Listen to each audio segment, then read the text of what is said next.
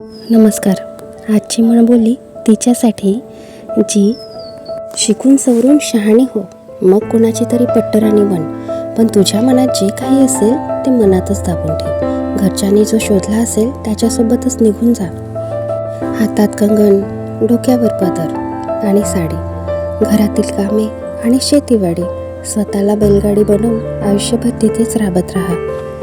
मग काय फायदा अशा शिक्षणाचा आणि समाजात पुढे जाण्याचा जेव्हा तुला संधीच मिळणार नाही स्वतःच्या हक्कासाठी लढण्याची. खरं तर मी त्या संघर्षाचा भाग आहे ज्यात युद्ध विचारांमध्ये छेडले गेले आहे. प्रत्येक पावलावर प्रश्न उभे आहेत आणि प्रत्येक उत्तर मौनात विलीन झाले आहे.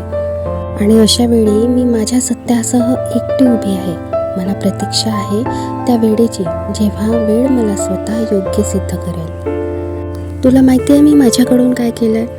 जेव्हा तुला वेळ हवा होता आम्ही तो गमावत गेलो. जेव्हा तुला साथ हवी होती ती आम्ही निभावत गेलो. जेव्हा तुला काळजी हवी होती आम्ही तुला मनवत गेलो.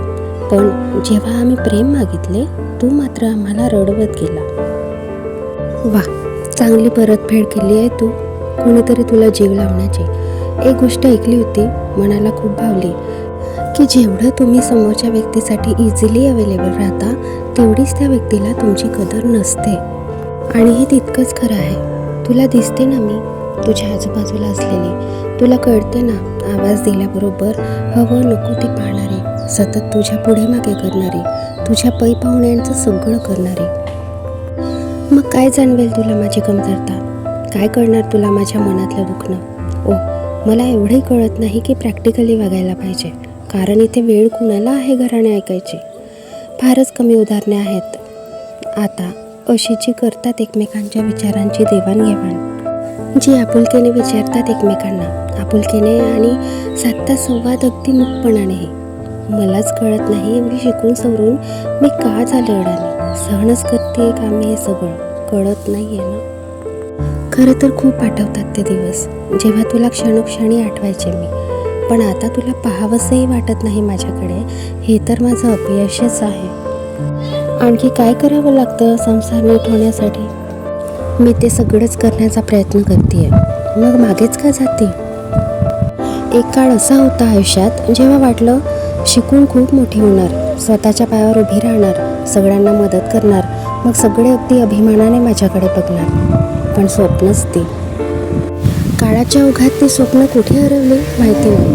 हळूहळू सर्वच मागे पडलं आणि स्वप्नांची जागा आता खऱ्या आयुष्याने घेतली. वाटलं लग्नानंतरही पूर्ण करता येतात स्वप्न. वेळ देऊ थोडा, पण त्या ठरलेल्या 4 चौघींपैकी मी लक्की ठरू शकले नाही. तरी अजून हार मानलेली नाही. अजूनही प्रत्येक घरी उच्च शिक्षित असाच टॅग लावून मिरवते मी, बरं का. अजूनही प्रयत्न करते स्वतःची परिस्थिती सावरण्याचा, येणारी प्रत्येक वेळ हसत जगण्याचा.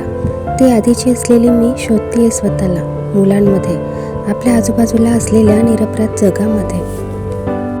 काय वाटलं होतं? लोक आनंदी होतील, कौतुकाची थाप देतील. वेडी आहेस का? असा विचार तरी कसा करू शकतेस तू? स्त्री आहेस.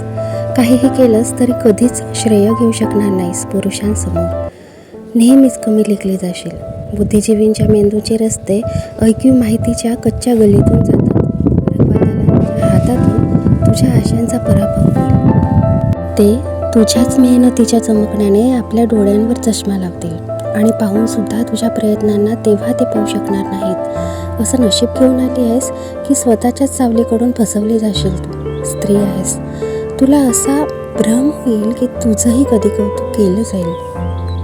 जेव्हा जेव्हा मी आवेशाने काही बोलू इच्छिले, अनेकदा बोलू देखील लागले, त्याच क्षणी पूर्ण शक्ती लावून मी शब्दांपुढे मनाचा बांध घातला आणि शांत झाले. कारण आवेशाने बोललेल्या योग्य शब्दाचेही अर्थ बदलून जातात.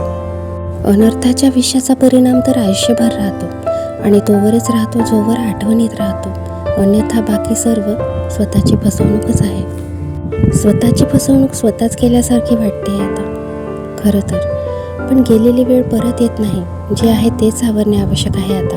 आपण रुजवलेल्या झाडाला खतपाणी देणं आवश्यक आहे. सरतेशेवटी मला हे सांगायचं आहे की एक स्त्री सांगू शकेल स्वयंपाकघरातील कोणत्या डब्यात काय भरलंय, मीठ कुठे आहे किंवा वेलचीची डबी, मुलांची जुनी खेळणी असो की पतीचा रुमाल, आणि घड्याळ, नवीन गरम कपडे आणि कोणत्या कुंडीत कोणतं फूल फुललंय हे देखील. तिला हे मात्र विचारू नका की तिच्या घरात तिची जागा कुठे आहे.